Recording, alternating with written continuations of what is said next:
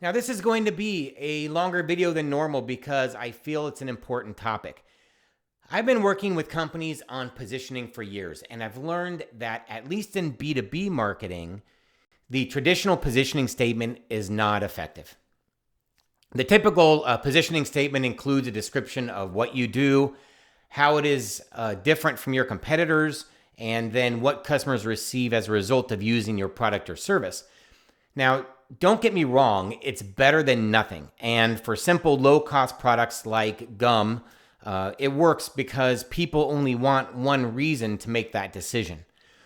But for big decisions that require multiple factors and include buying groups, it's just a start. In many of these situations, your buyer is not even aware of a problem. So this statement is just, it's not enough for your content teams to tell a story and compel your prospects to change their behavior. For that, you need to differentiate yourself by describing risks that your target market is experiencing. And you have to educate them and move them away from the status quo. That just simply takes more than a single statement. So instead of a positioning statement, I prefer to create a messaging framework. Now, this framework will roll up and can support an overall position, but it's really more of a bottom-up approach. So here's how I do it. First, you've got to meet internally to brainstorm and list all of your competitive strengths. What are all the things your company and products do better than competitors? You should get quite a long list, and once you have that list, go through it and prioritize the strengths from the strongest to the weakest. Also take into account which are the most important to your customers. You'll find that some of the strengths are similar and can be grouped together. You should then be able to reduce the number down to something more reasonable. At my current company, we came up with 12. Next, look through those strengths and find the themes. For the 12 strengths we finalized at my company, there were 3 overall themes. You can also call these anchors or pillars. So each of these themes I wrote as statements. The themes should be things that differentiate you. They are things that your competitors don't do, or at least they don't focus on doing them very well. Each of these themes then can support your overall company position, or they can stand alone without an overall position. I think that's fine too. For each of these, we identified 4 strengths. Okay, so you have the theme and then you have the strengths.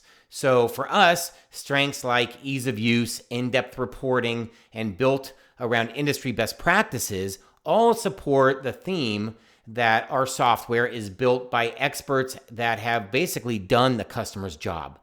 So now strengths and themes alone don't create the framework. What we want here is a blueprint for our content writers to ensure consistency and that they're communicating the correct message. So for each strength, you should list the problems that customers are facing relating to that strength, why the strength is significant, how competitors or other solutions create risks for your target market, your solution to the problem, and then the validation or your ROI points. So for example, I worked at a franchised facility management company where, for the most part, competitors hired direct minimum wage workers, okay? So they hired the workers to do cleaning, for example.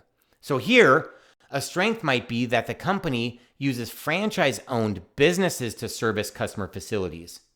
The industry problem is that facilities are receiving low-quality work from poorly trained employees. It's significant because hourly workers turn over more frequently and may not be invested in the work they're performing. And the customer risk then is that if their facilities are not maintained properly, it could lead to dissatisfaction of their employees and customers for that matter. There could be regulatory or audit risks. There could be safety risks. If they're cleaning a hospital, for example, there could be health risks. Then the company's solution is that franchise business owners have a vested interest in their business and undergo rigorous training. So on, and so that's just the start. You can just imagine where that goes. But lastly, I want to say that you would list some of the outcomes or ROI of that. This could be customer retention, past facility audits, lower rates of secondary infection. What you basically create is a document that serves as a basis for all of your content and your company's point of view. Now, if you stayed on to the end of this video, I have provided a link to the framework template in the comments. Write me a quick message and let me know what you think.